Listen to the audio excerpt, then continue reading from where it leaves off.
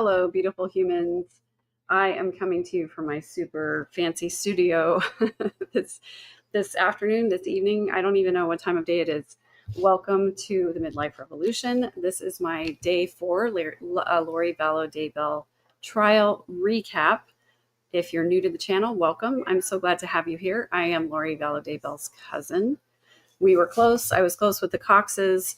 We were close family for a long time. And this crazy case has really been difficult for all of us in lots of different ways, but we are healing in our own ways. Some of us I think are healing in healthier ways than others, but I'm so grateful that we are almost at the end. We've got this case to finish, and then Brandon Boudreaux trial happens immediately after this one finishes. I'm grateful that you're here today. Thank you. Welcome.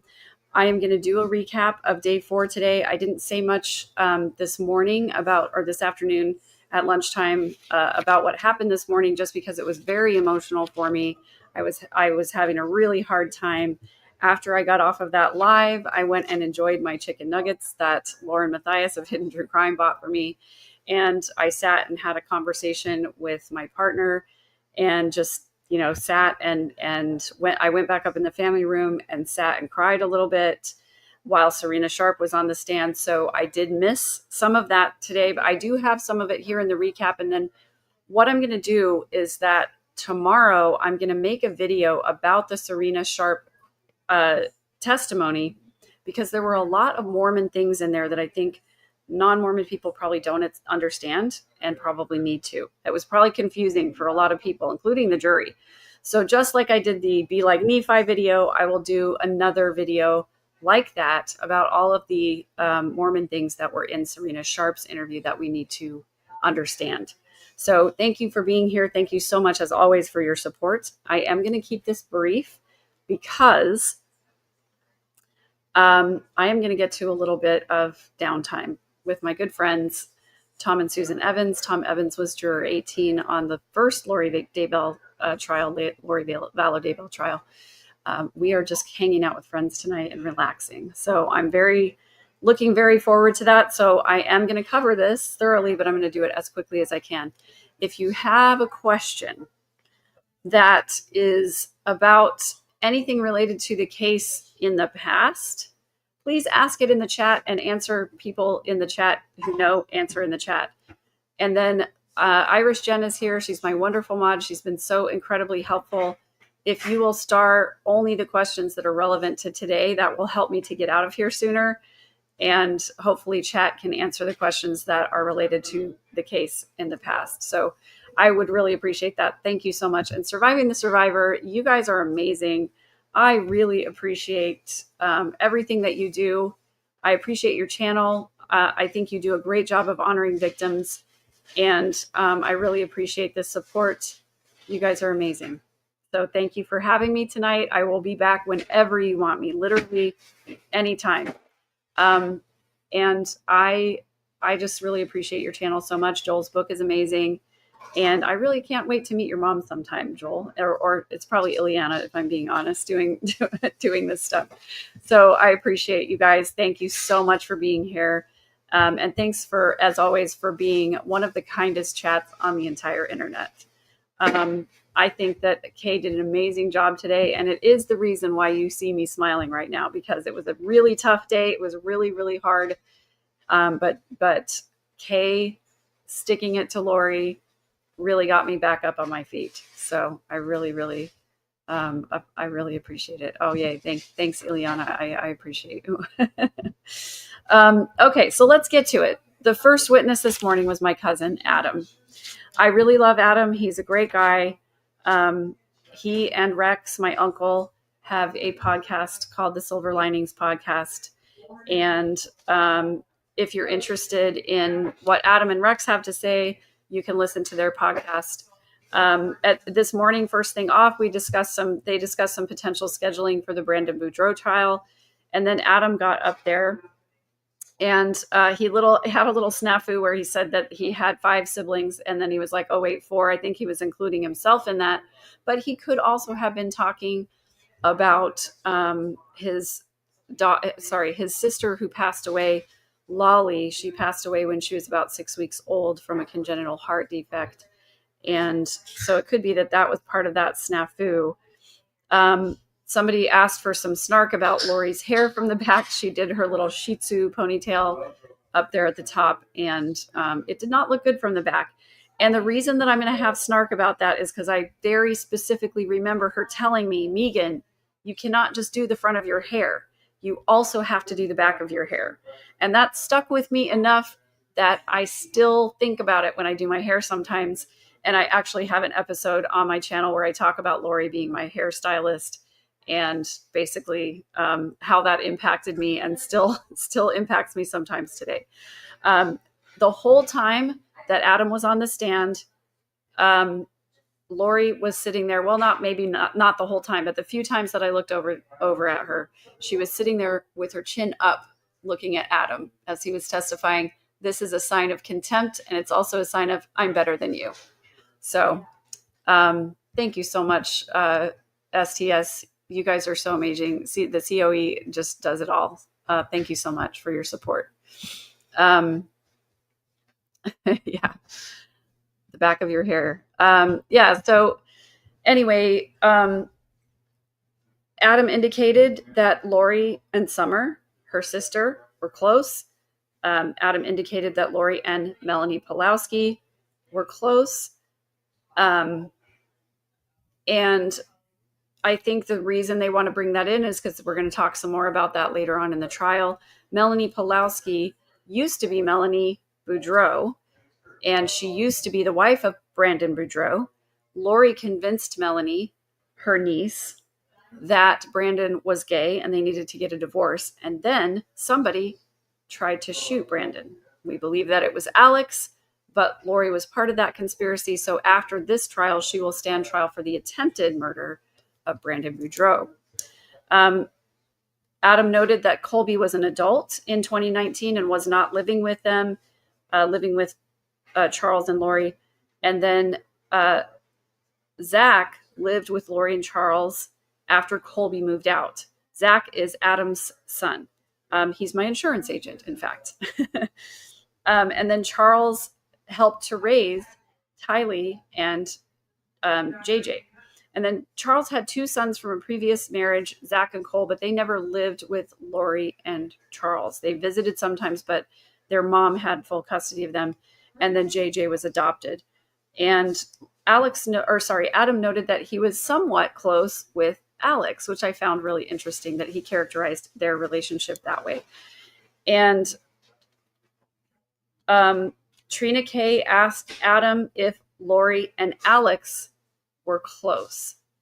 And Adam said, I don't know if close is the word I would use, but normal. Now, here's where Adam and I disagree. I love Adam, but we disagree on some things, and that's okay. You can love people and still disagree with them. If you disagree with them, you can still be kind and friendly and personable to them.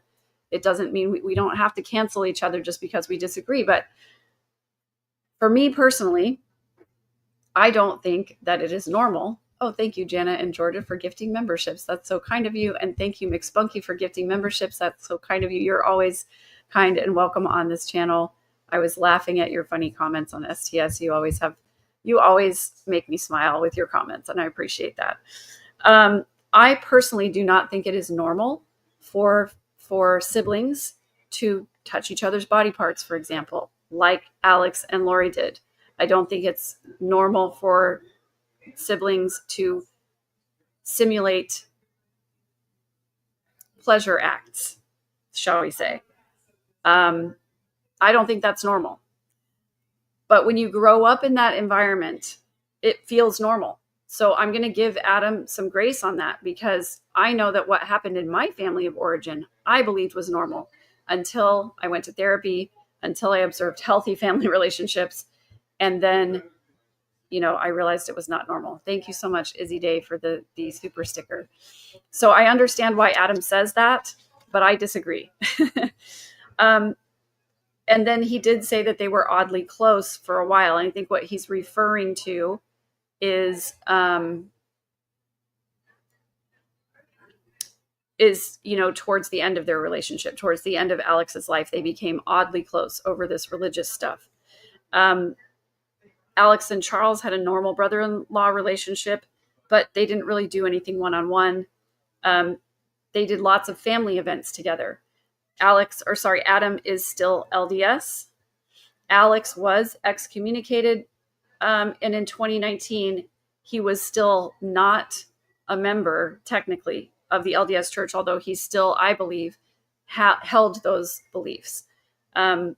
So he was not able to go to the temple. And that was important because a lot of what Lori and Chad did happened in the temple.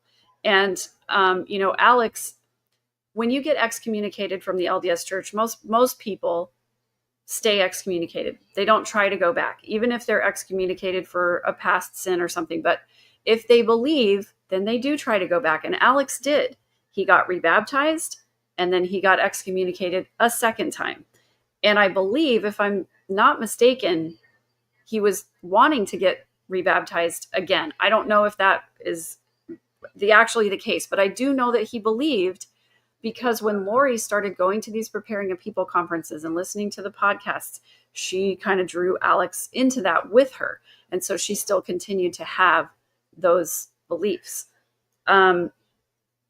I will do Jennifer Bradley. I will do a whole episode on what goes on in the temple at some point, but I don't want to get into it right now because it is a lot. You're not alone in the temple. You go there as a group of people to basically make promises to God and to worship together. But someone once referred to it as the International House of Handshakes, and I just about lost it because literally they teach you the secret handshakes that you need to get into heaven. I thought that was weird when I did it, but I stayed in the church because it was what all my family members had done. And so anyway, that's a rabbit hole for another time. Thank you so much, Tim. This is very kind of you. I will have a cheers for you later. What's that stuff about prayer? How many and how long? I couldn't read the rest of that. Hang on, let me go back to it. How long? LOL. You can address this later. And here's a big hug. Thank you. Appreciate that. Yeah, YouTube does have hidden camera views. There are people who have recorded the temple ceremonies. You can find it out there. I used to think that was super disrespectful of someone to videotape the secret Mormon rituals. But after I learned that the rituals had their origins in Freemasonry, I thought, you know what? It's okay for people to put that out there because I think that the members need to know. They need to have informed consent. They need to know where it came from. So, hey, Tony Hoban, great to see you. I'm so glad you're here. I got to hang out with Tony a little bit last night, and it was awesome. So, yes, Alex was excommunicated. He was not able to go to the temple. So that's one of the reasons why these crazy beliefs resonated with him, because Chad told Alex he had a special mission in this. Chad told Alex, Chad Daybell, by the way, told Alex that he was important and that he had a job to do. And so he definitely appreciated being told that, because he was kind of rejected by his faith for not being able to keep the commandments, basically. He had trouble keeping the law of chastity, which is that you shall not have any relations with anyone who is not your legal and lawful spouse. So there's that.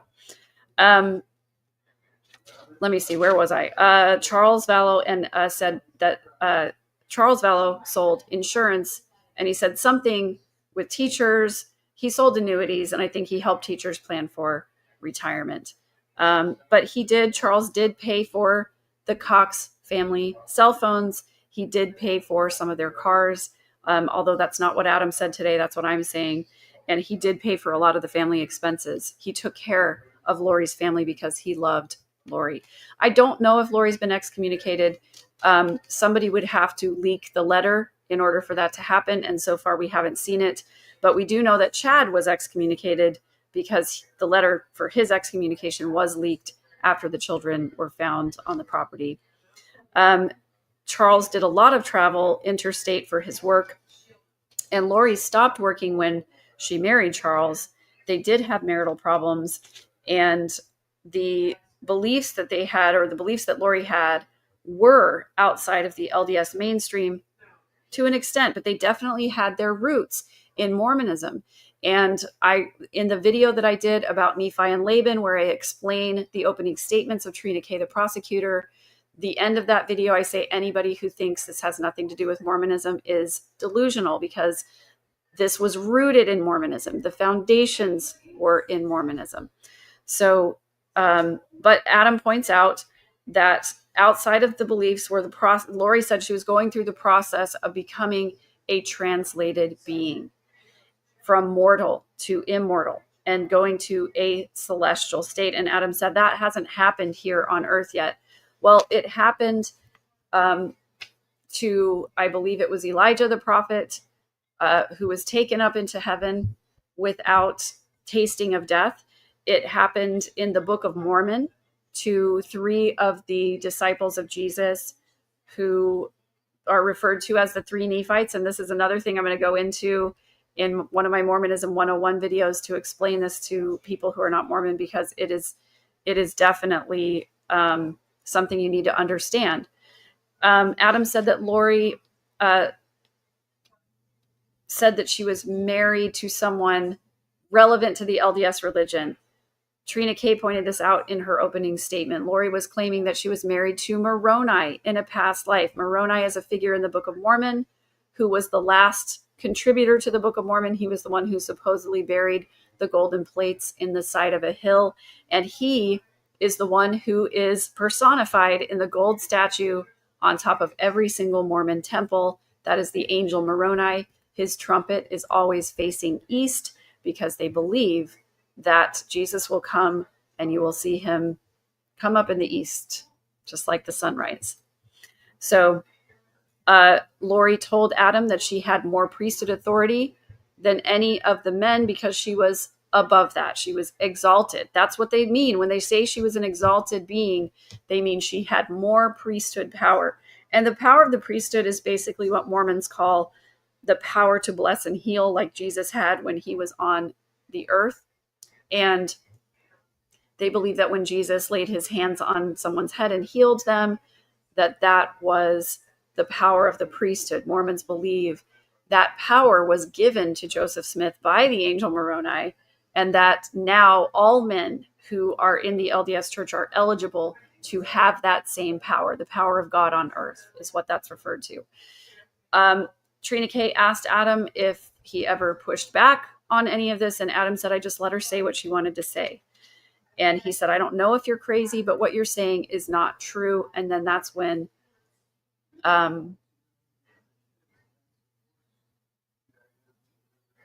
Lori stopped talking to him. Sorry, sometimes my brain glitches just a little bit. So Trevor Larson points out Moroni was on the temple before the Mormons were too embarrassed. So now he's not on the new temples. There are some, I think, temples that don't have Moroni, were in places where the zoning laws or the local religious laws or whatever won't allow them to. But here's what's notable. The Mormon Church, if you go on Google Maps and you look up LDS Church, because you're looking for an LDS church in your area, they used to be marked by a little blue Moroni figure. And now they have changed that, and they are marked by crosses because they want to seem more mainstream Christian. Peter Higgs says, I wonder how many jurors aren't LDS and they just sit there thinking, I don't know, I couldn't see the rest of that because it went away too fast.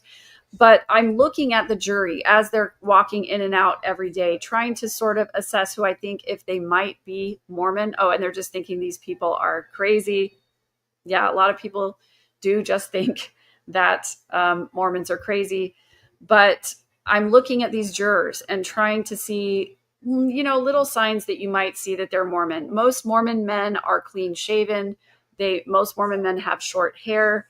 Most Mormons don't have tattoos. So I'm looking for those things, and I don't see anybody that comes across to me as obviously Mormon, but I do know that especially the eastern part of Phoenix is very, very Mormon. So it's possible that there could be some Mormons on the jury there. McSpunky, thank you as always for the levity. When I make my own planet, I'm calling it Spunkathon.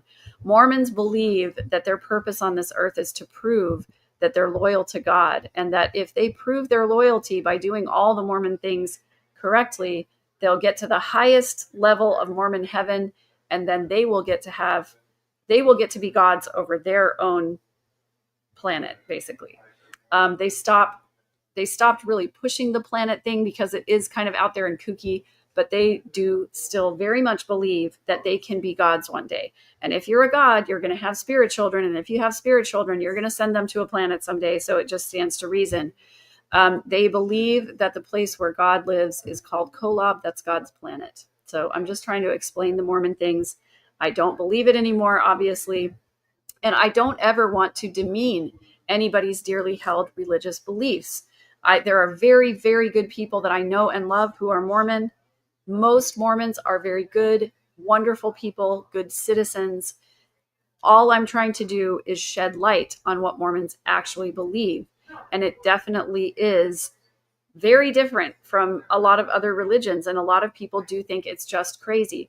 The thing is, thank you, Michael Malloy Shoy. I hope that I'm being respectful to the religion while still being truthful about it.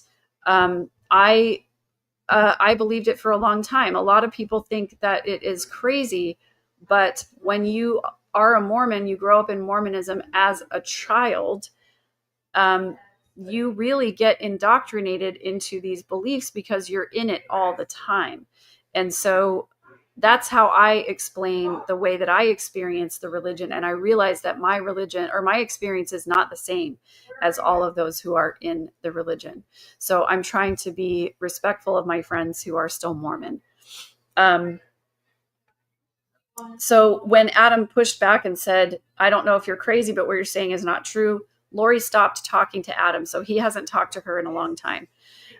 He was aware that Lori and Chad were teaching about dark and evil spirits. Adam's family, for example, Janice and Barry, Lori and Adam's parents were saying she's in a delusion. She'll come out of it at some point, but the family had cut Adam off, and we'll find out why in just a little bit.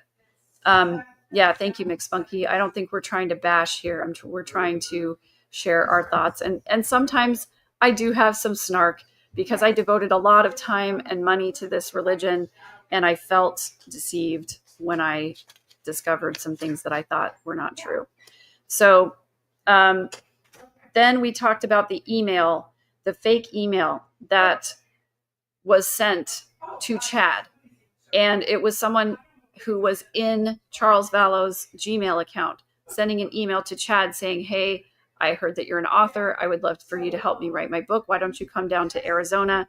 And I think what happened is that Chad showed that email to his wife, Tammy, as an excuse to go down to Arizona for this Preparing a People conference and stay with Lori and the Seven Gatherers, or whatever you want to call that mommy chat. Adam knew that Lori was having an affair with Chad. He talked to Charles Vallow about it, and Charles really seemed desperate to try and save his relationship. And they were both trying to get Lori's temple recommend taken. I didn't realize until today that this is the second time that Charles was trying to get her temple recommend taken away. Now, I've talked about this in my Mormonism 101 videos. There's one on there where I talk all about the temple recommend and the questions that you have to answer in order to do that. It's a 2-step interview process, and it is your Mormon card. You take this court card to the temple, and they scan the barcode on it to show that your temple recommend is current and that you passed your interview. Somebody says, is that a radio or TV in the background? It's actually a nightstand. This is my super, super fancy studio here. While I'm on the go, interfering with other people's lives, doing this live stream. That's why I'm trying to be quick, because I'm not in my own space and I don't have unlimited time to take up their time. So Adam and Charles were trying to plan this intervention because nobody in the Cox family would talk to Charles anymore. Lori had began the discard already. She had told her family members that Charles was having an affair, told them a bunch of lies about Charles, and said, don't talk to him anymore. And when Lori said that, the family would obey. And so they did not talk to him. Adam was the only one who would continue to take his calls. And so that's why Charles was reaching out to Adam to try and get help for this intervention. He said they didn't have a specific plan. But they showed some text messages. There were text messages about possibly recording Lori during a family dinner, or just recording her when they had a conversation, and then showing that to the stake president, getting the stake president to call her in and say, look, you're off the deep end here. You're not aligning with the mainstream beliefs. Sorry guys, hold on one second. I just have okay. I'm just trying to manage a couple of things here with my kiddos as they're texting in. And we are good. Okay. Yeah, the 3 Nephites and John the Revelator will be the last people to die. I don't know. I mean, isn't it really that they just get to be around until Jesus comes? I didn't think that they would die. I thought that was the whole point, is that they get translated so they don't have to taste of death. I think is the way that they put it in the scriptures, because that was kind of their reward, is that they didn't have to experience death. So I'm finding, as I'm listening to Adam, that it's really, really hard to get away from the Mormon vocabulary. And I think when we're raised in the church, we don't really realize that we're using this Mormon in-speak when we talk about spiritual things. And we don't realize that some people don't understand it. I think he did a good job, but I was just noting here that it was really it was really noticeable that he's using Mormon lingo that not a lot of people understand. Things like ward, stake president, those things. So Charles offered to fly Adam out to help with this intervention. All of the Coxes lived here. So we're talking, at the time, Janice and Barry lived here. Summer lived here. Alex lived here. Lori lived here. Adam was the only one who didn't live here. And so Adam asked Alex if he could stay with Alex, and Adam didn't realize that when he told Alex he was coming out and that Charles was flying him out, he didn't realize that he was telling the gunman, Lori's protector. And so, of course, Alex went and blabbed to Lori, and Lori made up this story that they were trying to, conspire against her to unalive her. And so this is the you spot it, you got it thing. When people with narcissistic traits get accused of something, they try to turn it back around on the other person. And so I believe that Alex was the one who alerted the family that there was this intervention going on. And that's how they were all trying to block it. So Adam texted Alex to say, can I stay with you? Alex said yes. He flew in on the 10th of July. And then he texted right when he landed, and Alex didn't answer. He tried calling. Alex didn't answer. So he ended up going to his parents' house instead. Adam said, he can't be that busy, and he knows I'm coming. So he thought it was very strange and bizarre that Alex did not answer his text message or his phone call. So he ended up staying with Janice and Barry. They had lunch and then went to the house. I think some evidence came in later, though. There was something about that that's ringing bells with me. Something came in later that they either went to Summer's house or something like that. Anyway, when it comes in, I'll be sure to mention it. At the time, Zach was living with Janice and Barry. Again, Zach is Adam's son. So Charles was going to pick up JJ the morning of the 11th. And then there's this text exchange, which is the infamous one that a lot of people have already seen, where Charles pulls up to the house. He sees Alex's truck, and he texts Adam and says, Alex is here. And Adam says, that's weird. Maybe that's why. I wonder why he never called me back. And Adam said, they're planning something. And Charles said, absolutely. And that was the last text. Now, Adam did text Charles again later, and the timing of that and the times that the texts were answered, I noted that because it was very telling. So Adam thought something weird is happening. Something was off. Alex and Lori, it was a little concerning that Alex was at the house there. So the defense objects. Oh, because they're showing the text messages on the screen at this time, and the defense objects because the text messages, or they were about to show them on the screen. The defense objects because the text messages were a report and not the full extraction. Again, this is the thing Lori does not understand about the Cellbrite extraction, is that the full extraction is just a bunch of ones and zeros, and the report of the extraction is the actual text messages, who sent them, who received them, and the timing of those. So the judge reviews them and he says, I'm going to treat that objection wouldn't prevent the admission of the text. And so he goes ahead and admits them. So on the 9th, Charles texted Adam that he was just landing in LA. And Adam said, I can come out tomorrow. He was going to go see Lori and record their conversation. Charles said, I think she'll leave, but it might as well try.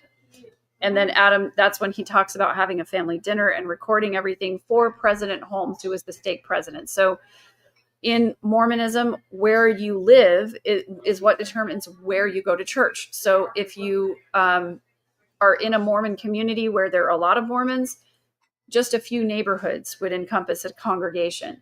If you're in a place where it's more spread out, it might be a few towns make up a congregation. They call their congregations wards, and a collection of congregations is called stakes. So there's a bishop who is the head of the ward.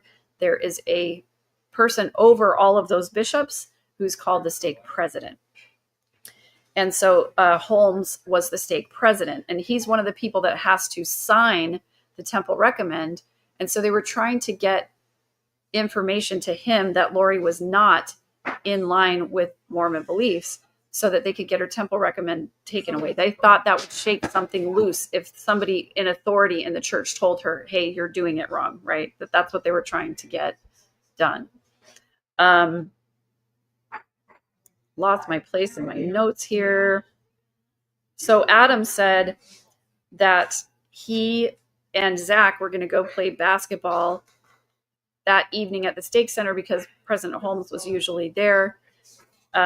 He said she'll feel like we're ambushing her, but something has to be done.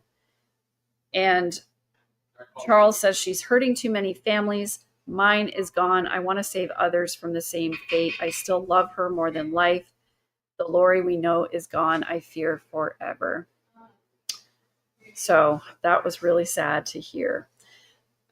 He did try to serve Lori divorce papers at one point, and Adam said that he was just desperate to make a last-ditch effort to shake her loose from some spell she was under. So Adam went to Summer's house. Yeah, this is what came out in the text messages, is that Adam went to Summer's house with Barry and Janice on the 10th when he first landed. They had no specific plan to meet, just a general idea. And then Charles says, Alex is here at Lori's, and Adam said this was shocking to him. And in the text, he says, really, I wonder why he never called me back. And then he says they were planning something, and he said it felt really off to me. Charles Vallow says, absolutely. So Adam sent a message to Charles at 7:37 a.m. that he was going to put pressure on Lori. And then at 7:37, Charles responded to Adam, okay. And that was the last text that Charles sent, I guess. So I was wrong about that absolutely one. It was the okay one.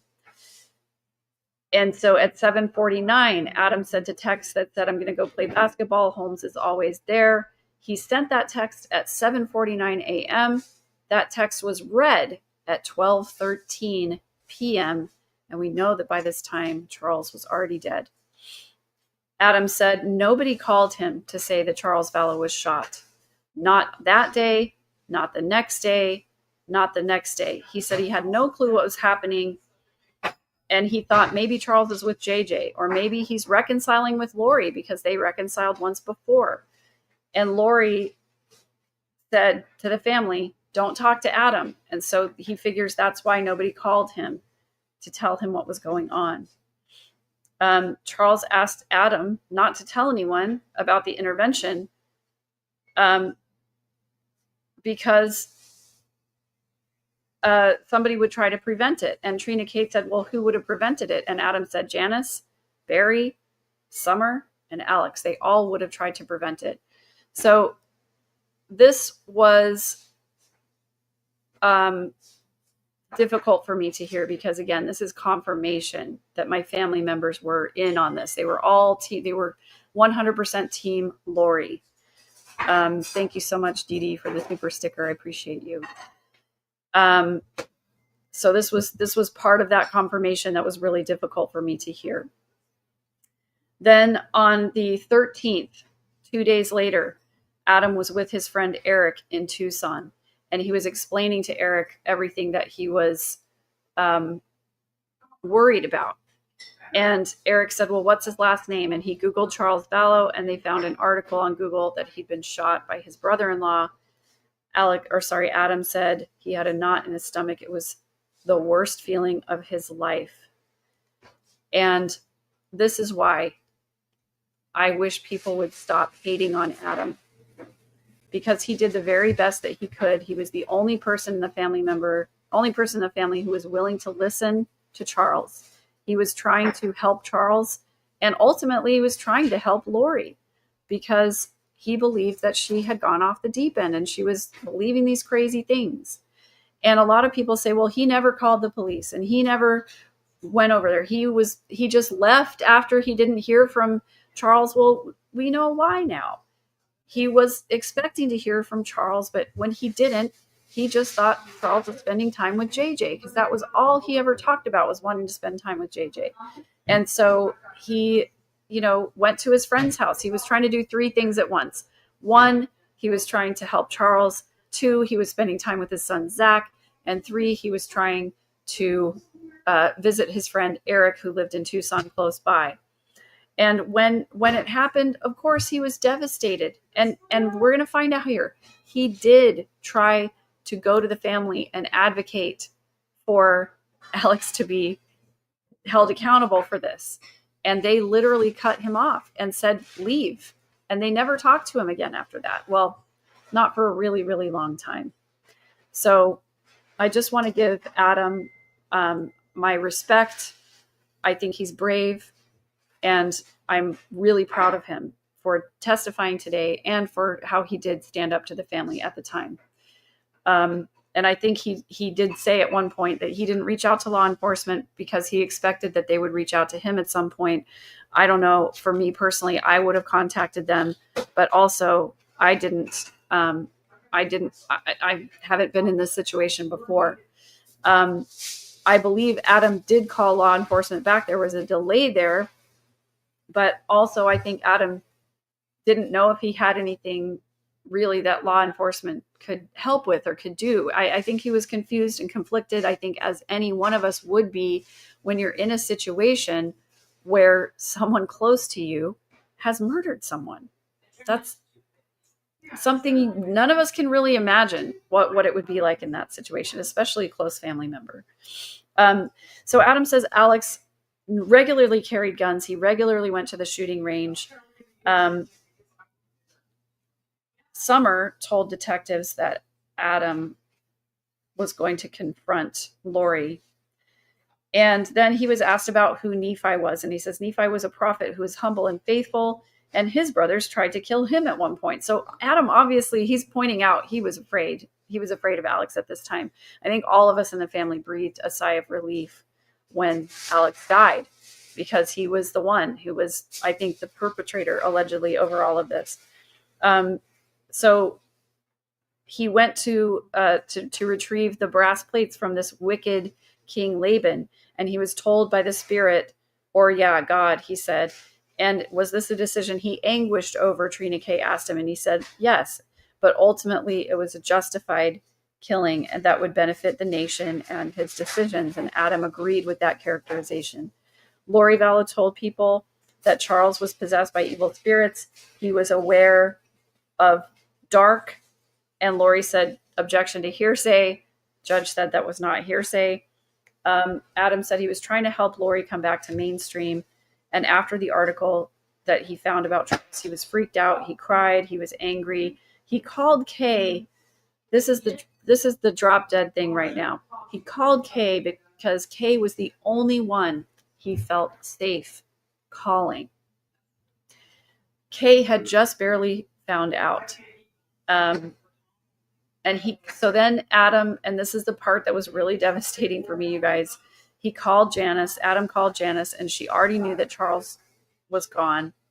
And nobody had told Adam. And he said, "What is going on here?" And Janice said, "You tell me what's going on." Janice was angry that Adam had been conspiring against Lori to get her temple recommend taken away. Janice was mad that Adam was upset. And Adam said, "We need to talk." And Janice said, "Yes, we do." And that conversation did not go well. It caused a break in their relationship. He stuck up for Charles, and there was a break with everyone. Janice told Adam and Zach to get out. And so they packed up their stuff and they went to Summer's house, who was on vacation at the time. And then the next day they flew back to Kansas. And he said he didn't talk with his family for a long time. This whole situation caused a lot of friction. But eventually, Adam, who is a peacemaker, he wants everyone to get along. I think that someone in the family reached back out to him, and he went back and tried to repair his relationship with his parents. And I think that they are in contact with each other now. So now we have the cross-examination by Lori. I knew this was going to be hostile, but it was tough to see her be so mean to Adam, and also to just be so sanctimonious and pretending like she's done nothing wrong. She addressed Adam as Mr. Cox. When was the last time we saw each other? Adam didn't recall.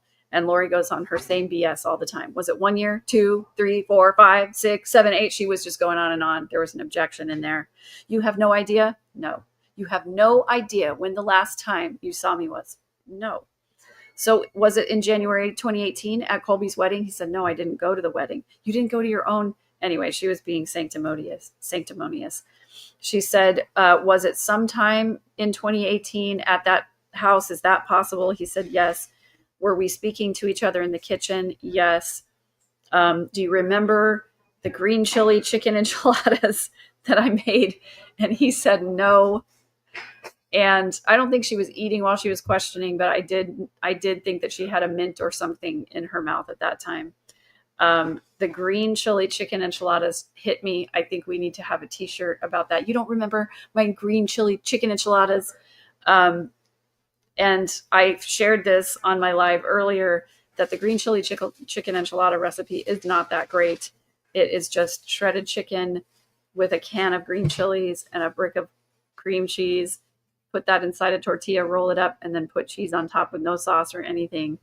It was not a good recipe, not delicious. Some people like it, but I considered it, Mormon food, which is generally speaking pretty bland and tasteless, not much seasoning there, lots of canned food and stuff. So I think we do need some kind of a t-shirt about that. And she said, did we call or text? She said, do you remember these that I made 10 times a year? You don't remember these that I made 10 times a year? Did we call or text each other? He said, possibly at the exact same time, early in 2018. And she said, who initiated the final communication? Adam said, I don't know. He did a great job of just staying neutral and not, getting drawn in by her tactics. Just answered the question that she asked. And he said, I don't know. She said, it's 2025, correct? Come on now. He said, yes. So it's been 7 or 8 years. And he just, yeah. How often did we communicate before 2018? He said, maybe 1 to 3 times a month. And then for some reason, she felt the need to list all the places that he has lived. And then she felt the need to list all the places she had lived. Did I miss anything? And then the last thing that she says is, did you see, hear, or personally witness me conspire with Alex Cox to murder my husband, Charles Vallow? And he said no. Now, this is actually a decent tactic. She's been asking this of all of the personal witnesses here. She's trying to establish that nobody saw or heard or personally witnessed her conspire to unalive anybody. But all of the evidence, it's what Kay responded to her today. There's a lot of evidence that she did conspire, even if these people didn't personally witness it. On redirect, Adam noted that he did not talk with Lori after the 11th of July.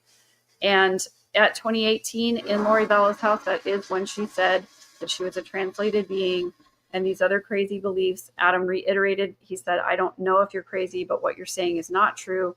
And that ended our talking to each other. Adam reiterated he was supposed to stay with Alex. It was odd that Alex would be at Lori's house at 7:30 in the morning. He did have guns, and Lori objected that this is not just redirect. This is not just redirect.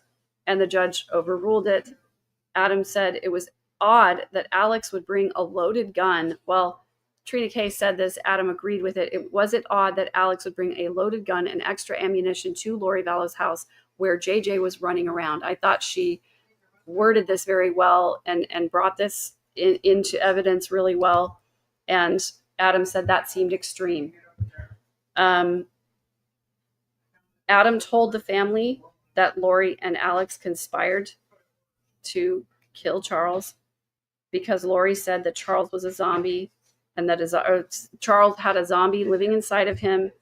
And all of these to Adam added up. And there was no doubt in his mind that they conspired to kill Charles Vallow. And I agree 100%. As soon as I heard the circumstances of Alex being there, he had bought a new gun 3 days prior. And apparently,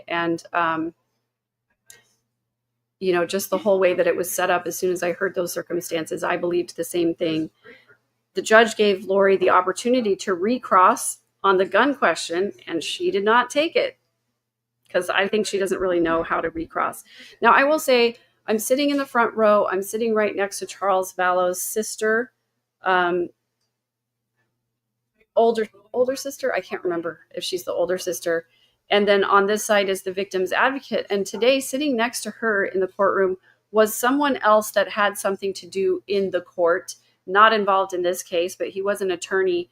And as we were after the jury exited after Adam's testimony, this man commented, in all of his career and in 150 trials, he has never seen a jury with only 2 men or only 2 women. He thought that was extraordinary. And so I just wanted to point that out, that yes, it is strange. Then we had Serena Sharp, and we did not get to finish direct before lunch happened. And then when lunch ended, they continued with that. I came back in when direct was asking, Lori was asking if she was still in contact with Sulema Pastena. So I missed a lot of Serena's testimony.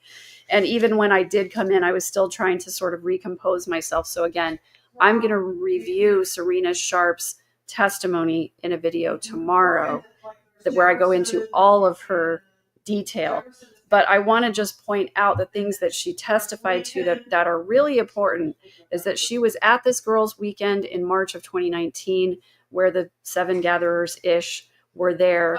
And she did note that Lori did say she didn't need to repent anymore. That was not in mainstream beliefs. She did note that Lori talked about translating being. She said she was changing physically and spiritually. And she said that the casting out was that what they referred to it, that it was a prayer to cast out evil in the name of Jesus Christ, to cleanse evil from people or from certain populations or locations. And Lori Vallow did say that Charles needed a casting out because he was possessed by an evil spirit named Ned. She said that was very unusual.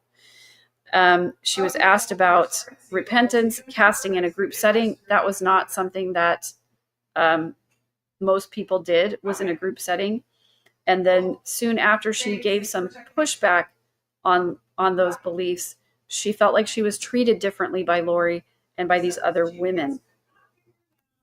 Lori said during this first casting out that she was asking for help for Charles because of this evil spirit situation. So it was just they would go around the room and take turns, I think, saying a prayer to cast out that spirit. And that's where we ended for lunchtime.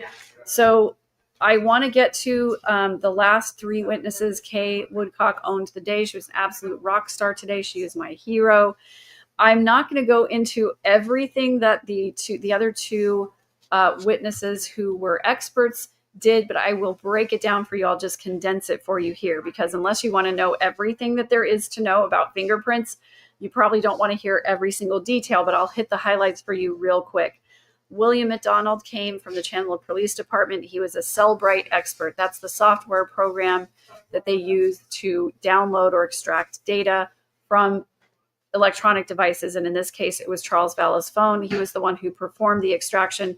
So he was just there to explain what he did to get the information off of the phone. He confirmed that it was Charles's phone, that he took the extraction off.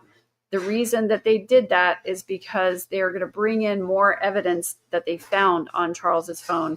And they wanted to establish that this person who did the extraction was an expert, because Lori has an expert she wants to bring in. I don't think it's going to get to come in, though.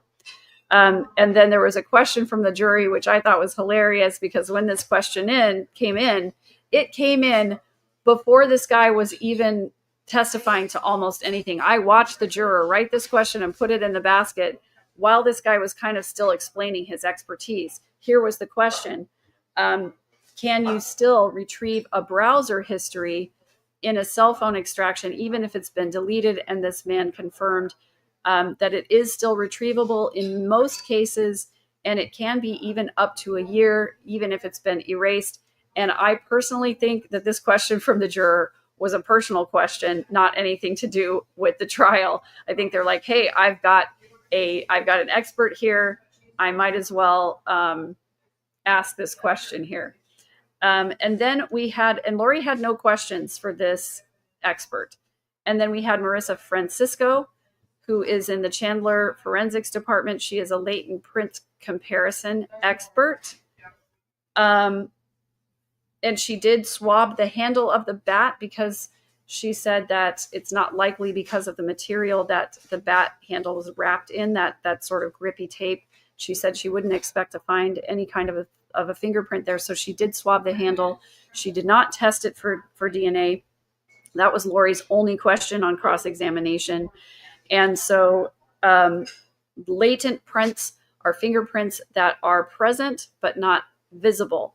So basically, when we have oils and things on our hands, we leave a fingerprint on surfaces, and depending on the surface and the conditions of the print, determine whether or not you can get one. So she used super glue fuming on this bat to try to find some prints. And there are three categories when you are identifying, or when you're testing for prints. The first one is identification, where you can match the fingerprints on an object to the fingerprints of a person who's given a fingerprint sample. The second one is exclusion. You can exclude a person from being the person who left the prints. And the last one is indeterminate, which means you can neither identify nor exclude the prints. And she says on our fingers and our feet, the bottoms of our feet, we have three different types of prints. One is the loops, the whorls, and the ridges. And then the second level of that is the ridge characteristics. This is why fingerprints are completely unique to each individual person, and that no two persons' prints can be the same. And so she saw two prints on the bat, which she tested, and they both came back that there was no value for identification. So in other words, there's no way that she could match either of those prints to any one of the samples. And she was asked to compare them to three people: Charles Vallow, Lori Vallow, and Alex Cox. So once she said they couldn't be identified, then she checked them to see if they were inconclusive. She was only asked to compare them to Charles Vallow's prints to determine if they were inconclusive, and she could not exclude Charles Vallow. So in other words, she didn't know for sure that those prints did not belong to Charles Vallow. She was not asked to exclude or compare to Alex Cox, Lori Vallow, or Tylee Ryan. And the only cross-examination question Lori had was, did you test the DNA? She's not a DNA tester, so you should know that, right? But that was all that Lori asked. Now, Kay Woodcock gave an amazing interview.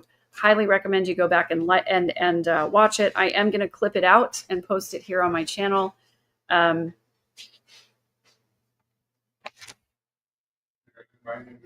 Charles was the third of the children.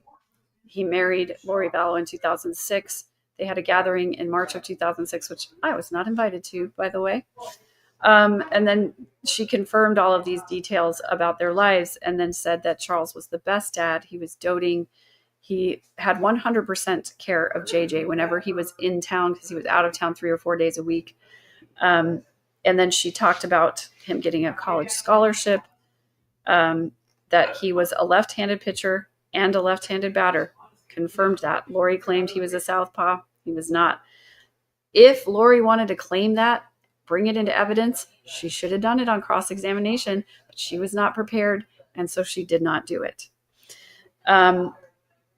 She confirmed that Charles converted to the LDS religion at some point, but the fact that they didn't tell anybody that he was converted, or didn't tell Kay that he had converted, is weird, because they did let the Mormon family know, and I was there at his baptism. I think I remember remembering that correctly. Then they moved to Hawaii in 2014 and back to Phoenix in 2017. And in March of 2018, Charles and Kay's mother passed away, and Charles attended, but Lori did not. And Kay thought that was very, very strange. And she did note that they texted here and there with Lori, but Charles sometimes updated her on what was going on. And she said, with Lori, we just they picked up where we left off every time. She said, I loved her. And so they did have a close relationship.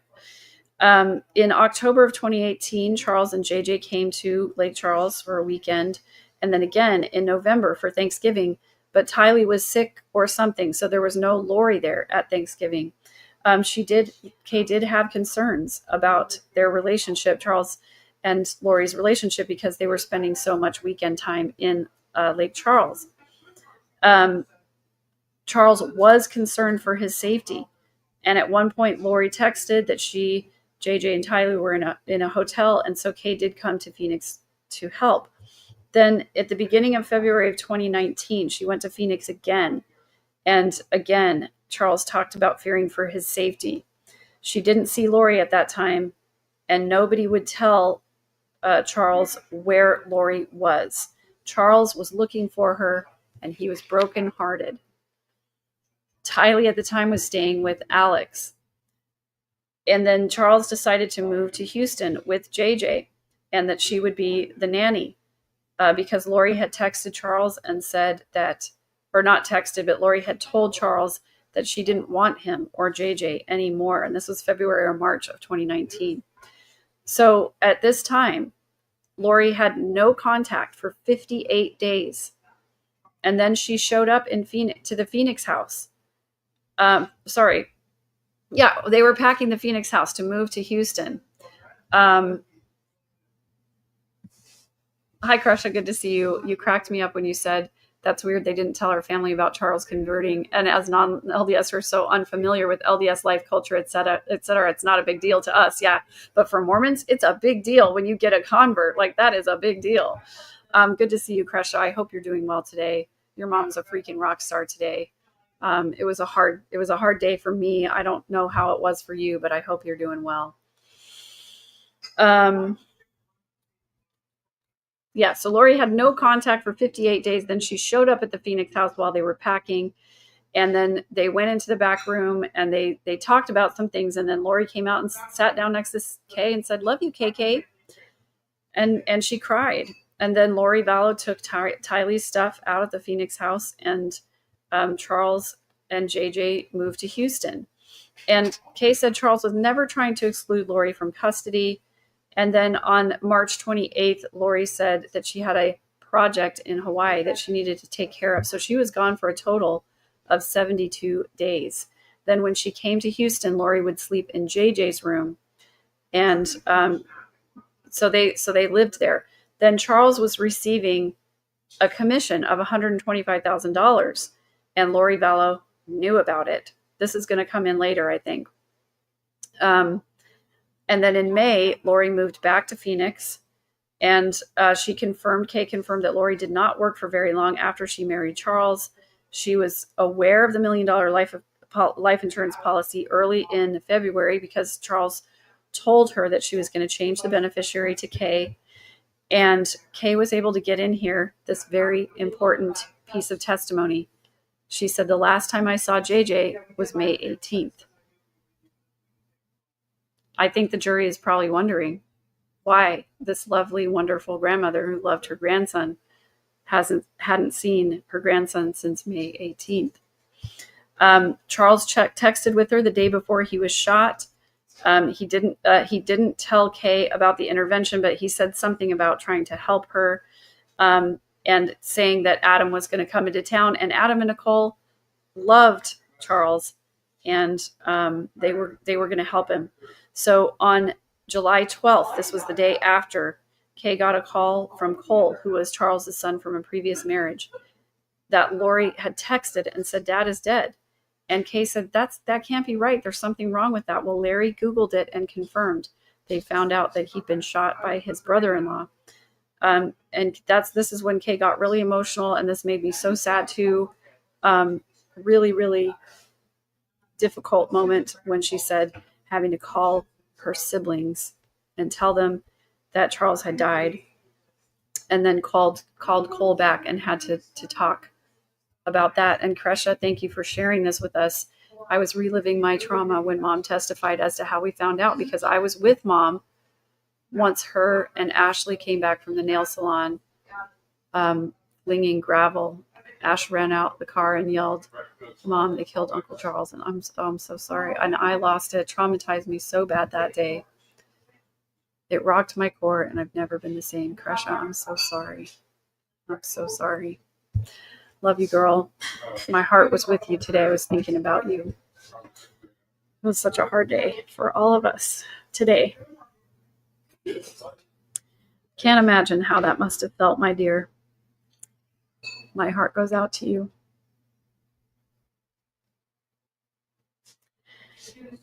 Ooh. So Kay called Lori, and Lori was too busy to call her back.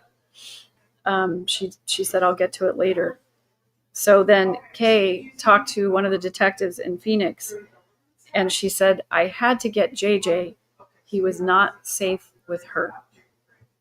So glad she got that in. The jury had to wonder why, but Trina Kay stopped her at that time.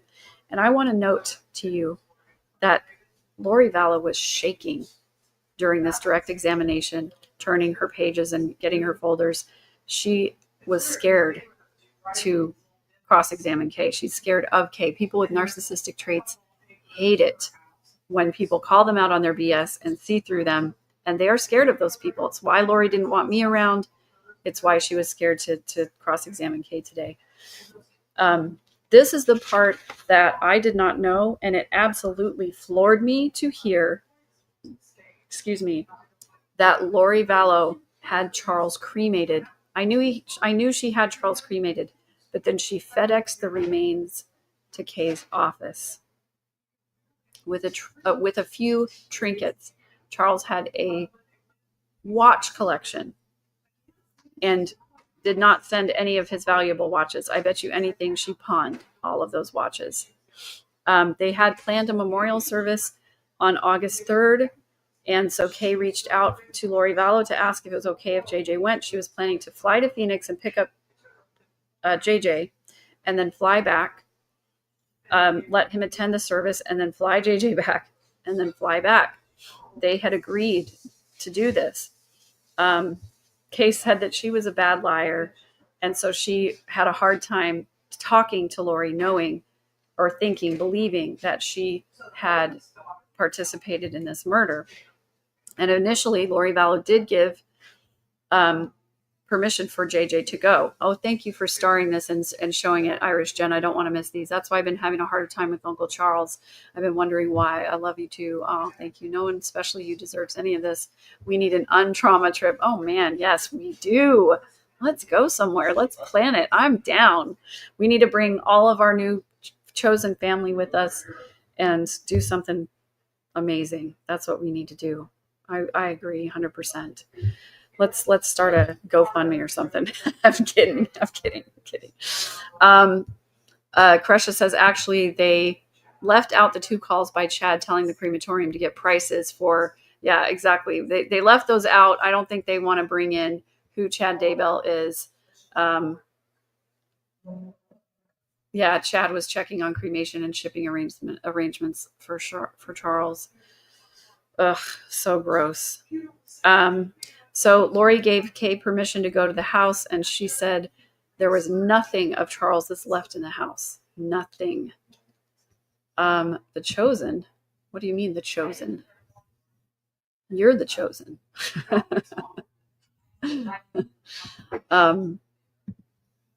Okay. Then Banner Life called Kay to inform her that she was the beneficiary. And we have heard the call where Lori calls the insurance company, tells them that she's the beneficiary just 3 days after Charles was shot. And they say, okay, we're going to confirm the beneficiary. And then they send her a letter saying that the change had been made. So she found out later.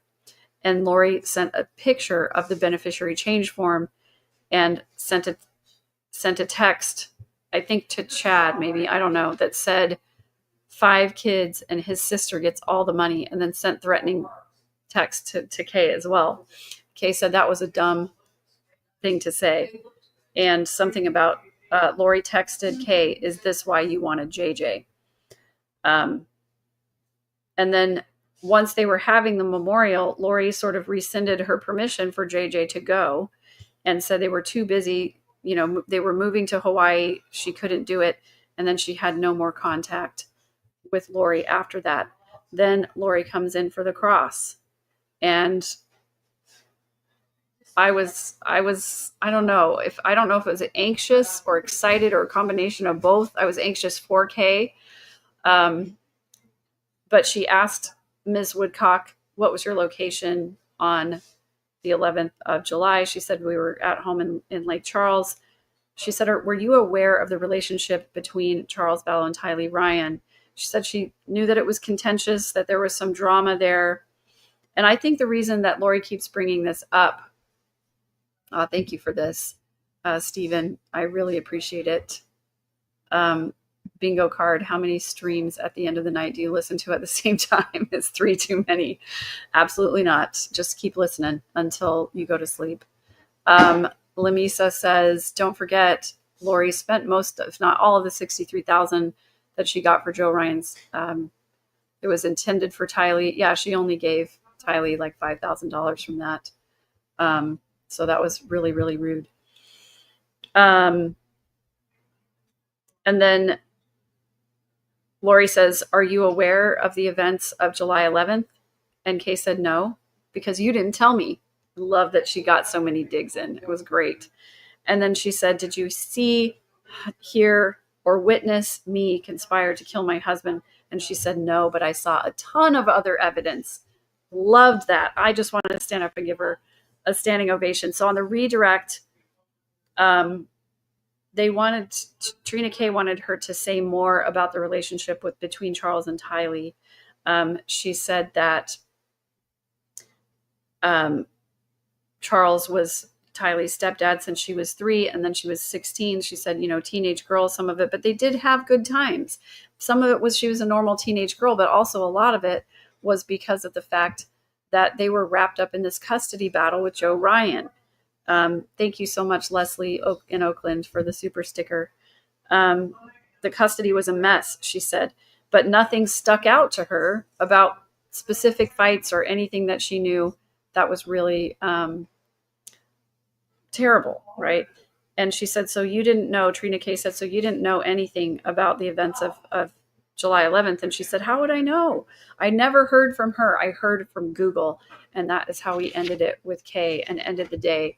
What a great way to end this really tough day in court, with Kay just absolutely nailing Lori to the wall. I don't think Lori was prepared to see Kay take the stand today.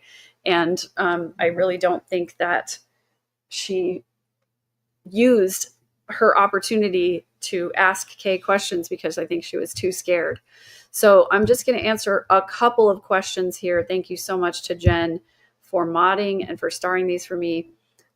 Was there any reaction from Lori when Kay got emotional? I mean, I can't see her face, but she didn't seem to try to clock that at all.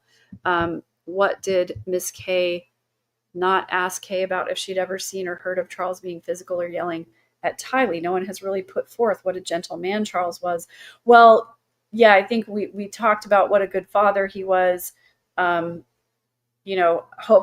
do wish that Trina had asked her if Charles had ever been physical, because that was part of Lori's opening statements, right? Kaylee, do you think the former friends that have been on the stand are still in the Visions of Glory cult? Well, I would hope that their experiences with Lori would have gotten them out of that, but I have no idea. I certainly hope so, and that's why I'm going to continue to speak about Visions of Glory. There are actually a couple of YouTube channels that are dedicated to reading Visions of Glory and saying how great it was. I do think that Lori is going to try to say that Charles did something to Tylee, and that's why the self-defense. I definitely think that that's a possibility. Do you think that the jury caught when Kay said that was the last time she saw JJ? They are paying very close attention. I think you would have to be asleep to have not caught that. And I know if I was on a jury, I would have wanted to ask Kay Woodcock about that. I would have written a question while she was on the stand to say, why was the last time that you saw JJ, 2018? They probably wouldn't have allowed it in, but the fact that they wouldn't allow it in as a juror, I would have gone light bulb. So I wish they would have done that, but they did not. Did you buy it when Serena said, I see Melanie Gibb around now and then? It really bugged me that she is walking around having a free life after everything she knew and took part in. Yeah, it does bug me, definitely. They did not receive immunity in Arizona, and we did ask the prosecutor if they were going to bring charges. She said that, maybe sometime down the road, but she was pretty vague about that. It didn't seem like it was going to happen anytime soon, but she said we have to get through these two trials and then see what, if anything, they're going to prosecute as well. AA from AA, so great to see you. I really rarely catch your lives. Did you get to talk to Colby or Adam today? I did. I was there when Colby arrived, and we went up to the courthouse together with the rest of the family. I then saw Rex and Adam there. I was able to give them both a hug, and then spent some time with Colby in the rooms in the back. I was able to tell him about my daughter's baby, that she's expecting a baby. He was excited about that because he and Emmy were close. And I did get to give him a big hug when he left and just tell him I'm here for anything. And then, reporters wanted to talk to him. But Kay's friend Laura, who was with us, really took care of protecting Colby today. So I was appreciative of that. Were the jurors reacting to Kay's testimony? I mean, they were reacting much the way that they always do. Sometimes they have a little eyebrow moment or roll of the eyes or something, but they are paying very close attention to everything. I did look at them when Kay was getting emotional just to see if there was anything going on there. And I don't think that... I don't think that a juror can witness that, someone getting emotional over the death of their family member, and have it not impact them. Chosen meant chosen. Oh, gotcha. Chosen family for our tentative untrauma trip. Exactly. Please take some Negan time this weekend, but we're all here when you're ready. You've been a beast for us this week. Well, I have just a little over 48 hours at home. I'm leaving tomorrow and coming back on Sunday night. So I'm going to do this for one more week, and then I will still be covering and following, but I will be doing family things. My daughter's getting married, and then I have a grandbaby to see. So I will continue to cover for sure. Do we know if Charles and Lori were sealed in the temple? I don't know. And I asked Kresha, and she said that Kay noticed he was wearing the magic underwear at one point. And so, to me, that means they had to have been sealed in the temple, because, that's really probably the only reason why Charles would have gone through the temple, in my opinion. So I don't know the answer to that, though. And I meant to ask Kay, and then I forgot. And then Angela Hunt says Lori told the cops about the ambush because she read the text at 12:30 on Charles's phone after the shootings. Exactly. And then we're going to see more evidence of that come in. Definitely. We're going to see more of that. Lori C., I really feel bad for Adam in many ways, but listening to him on his podcast and his testimony, he sounds patriarchal and better than others. Am I crazy? His dad taught them they were in the upper 5%. Adam says he doesn't remember Barry ever saying anything about that. I got that from Barry when they lived in San Antonio later on. Adam was not around the family at that time, living somewhere else. And so he may not have heard Barry say that. But Adam is still a member of the LDS Church, and that is a patriarchal church. And so it does give men a feeling of superiority, in my opinion, because they hold the priesthood. And so he might come off that way to some people. And then Shannon, I just listened to STS about Stacy. Do you suppose Lori used what you believed about it as control or extortion to make him do her bidding? Do this or I will tell police. I don't know the answer to that question, but Lori probably, she's a master manipulator. And so she is really good at collecting dirt on people and using it against them. So I wouldn't doubt if that was the case. And finally, did Lori think she just could continue her lives with people dying left and right? No one would ever question it. Yep. That's part of the delusion, is that they really believed they were going to get away with this. And I think the fact that they were released that day after Charles's death emboldened them to go on and do what they did. Crusha says in the FOIA, Charles's text, Charles says he has the priesthood. I don't know. Does that mean temple or just regular? That's just regular. Plus tithing receipts. You do have to pay your tithing to go to the temple, but just because you pay tithing doesn't mean that you have been to the temple. When you turn 12, you can receive the priesthood, and then you just get more higher levels of the priesthood as you get older. And so Charles probably had, they're called the Melchizedek and the Aaronic priesthood. And so Charles probably, when he first got baptized, received the Aaronic priesthood, which meant he could have passed the sacrament and participated in those things. And I don't know if he ever got the higher priesthood or not. I have no idea. And it's been too long and my Mormon brain cells are dead. Hey, I love you guys so much. I'm so glad you're here. Almost 1,000 people in chat. Please take a second to like. Please join me again tomorrow. I will be here to talk about Serena Sharp's episode and dig more into Mormonism. And I will be back again next week with a live every day from court, twice a day, morning recap and afternoon recap. And I will also be appearing on other stuff coming up the next week, although I'm going to sort of take it easy a little bit so I can have a little bit more downtime, because I am pretty exhausted.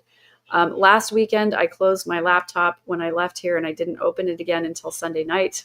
I'm planning to do the same this weekend.